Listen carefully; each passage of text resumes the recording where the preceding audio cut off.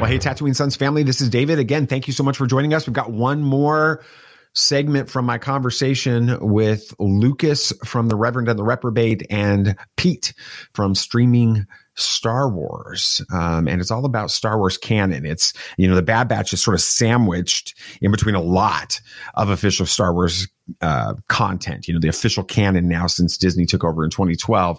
And I think that it seems to limit what they can do with some of the stories and especially legacy characters that exist in that timeline. So I asked Lucas and Pete if they think that canon hurts the Bad Batch. All right, one more base question. All right, and you guys got to, even if you feel like you need to stretch the truth and make something up here, then go for it. But what's the most embarrassing moment that you've had playing the bass? I'm going to start with you, Lucas. Oh, I know this one hands down. There used to be you were playing with John Denver. No, we'll talk about that. Oh, yeah, yeah, exactly. No, there's a moment I was playing on stage, and one of the things that we did, we would at one point we'd play the song. There was a bridge where the bass kind of dropped out. I would put my bass on the stand, run, and jump into the crowd and crowd surf. That was awesome. We were having a particularly good show. We had a lot of people show up. I was really stoked. And at the time, I was much more athletic than my current chubby figure would maybe give people the idea that could be happened. So I run and I jump and I look at the guys that are supposed to catch me, like my 5 dudes that we comped into the show to catch me. And I'm looking down. And they, like, I just see them look like this, and I just fly right over them into this group of girls who just scream a body and move out of the way. And so I'm probably, and we're on an elevated stage, so we're a couple of feet above everybody, and I don't know how far out into the crowd I actually got, but as I turn, I land and I smack the back of my head on the concrete floor of the club that we're playing. Those guys come grab me, throw me back up on stage. I'm not bleeding or anything, but my mom was there. One of my aunts, a couple of ladies that were like other parents, from the other guys in the band, because this was a big show for us. So as soon as we get done playing, we're high-fiving, we had this great time, and this just gaggle of moms grabs me and sits me down side stage when I should be celebrating and selling stuff at the merch table and all that stuff. No, they sit me down and the moms are like, "Baby, are you okay?" And they've got flashlights trying to check and see if I've got a concussion, and they're trying to give me Gatorade. And in what should have been this moment of triumph, I'm getting treated like a kid that tripped in the U5 soccer game. That's so funny. That's awesome. So a follow-up question. That was it. Yeah. Is there video? I don't know. If I could find video, I would produce it. We need to find video. Yeah. All right, Pete, go for it, buddy. Most embarrassing moment you've had playing bass. Nothing quite like that at all. But I guess the closest, which is good. You realize it's good. No physical injuries from playing bass. The closest would be we were playing a pretty decent sized gig. I used to have 2 basses on stage because we would have different tuning for different songs, and I was playing and I was like, this sounds horrible. We're out of tune. I don't know what's going on. And I'm getting really irritated with the guitar player. I'm like, he's playing this song wrong. We've practiced it 1,000 times. And I'm like I'm trying to not be a jerk on stage. And then it ends and I realize that I didn't switch basses, and so I was the one playing completely out of tune the entire song. Oh no, that's pretty embarrassing if you're a bassist. Yeah.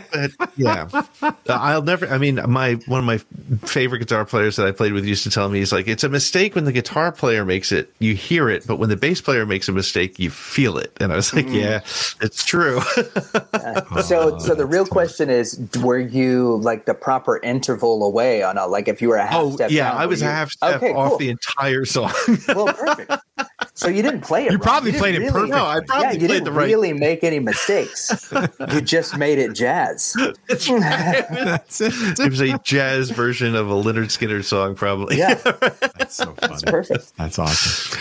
All right, one more Bad Batch question, and then we'll let you guys get on with your lives. Unlike any series before it, it feels to me like the Bad Batch is fighting kind of with one leg, standing on one leg with one arm tied behind its back. It's you got on one side, you've got the prequels, and you've got the Clone Wars series, and all the established canon that's associated with that, and then on the other side, you've got Obi-Wan Kenobi, and you've got Solo, and you've got Star Wars Rebels, and you've got the original trilogy and all the canon that's there. And that kind of makes the playing field for the Bad Batch much smaller. So Lucas, do you feel like that limited space and all of that established canon on both sides hurts the Bad Batch when it comes to the stories that it tells? No, because I think the Bad Batch is telling a story about the clones. And right now, from like a Star Wars canon standpoint, we don't know as much about the clones as we did 15 years ago. Because 15 years ago in what is now the Legends universe, there was a lot of stuff about the clones. They told us how things happened. We knew exactly how everything went down. And now we don't anymore. And again, like with this era, we do have some really cool things that are kind of happening on either side of it, but we don't have a story that's focused on what for many of us were the real heroes of the Clone Wars, which is the clones themselves. I mean, up until Order 66, I can't think of, more so than a lot of the Jedi. Like I miss Rex and Fives and those guys, right? So, no, I think they're telling the story that a lot of us want and need in order for the rest of all of this to make sense. So that's kind of my thoughts on it. What about you, Pete? What do you think? It's tough because we go back to season 1, episode 1. There was just a canon adjustment for people around Kanan, right. And so I think it's actually probably a bigger challenge for the entire series, the entire content landscape, that there is so much stuff going on, and I don't feel like they're playing in a place right now where they're in a spot to damage canon. Much as Lucas was just saying, I think we're growing these characters. I think we're in a spot to bring some canon back. I think that some of the EU stuff is going to come to life here more so than anywhere else. I mean, we saw Mount Tantus at the end of season 1. I find it very interesting that, David, you and I have many friends that received the preview or the screener versions of the show. They only got the first 14 episodes, so something big happened in the last 2. Right. So there's definitely connections. So I think I think they're doing a good job of managing it, but I think longer term, as more and more stories come in, which is why the EU was such a mess, right? Because there was literally hundreds of books, and it was very difficult to keep up with it. But no, I think if anything, it's building canon that will be leveraged in the future. That's cool. Okay, follow-up question, and we'll end it. Then start with you, Pete, and then Lucas, you can tie it off. Something from EU or Legends that you would like to see brought in through the Bad Batch? I don't know. I would like to see some version of Joris Sabaoth. I don't even know. Some version, not the version we got. Yeah. Sabaoth. Yeah. Sibo, whatever. Right. I would like to see some version. I don't want the version from the EU, but I want to see some sort of variation on his character. That's cool. What about you, Lucas? I want Dash Rendar. That's what I want. More than anything, I want to see. I want to see everything. Yes, right? I want to see a young, scrappy smuggler.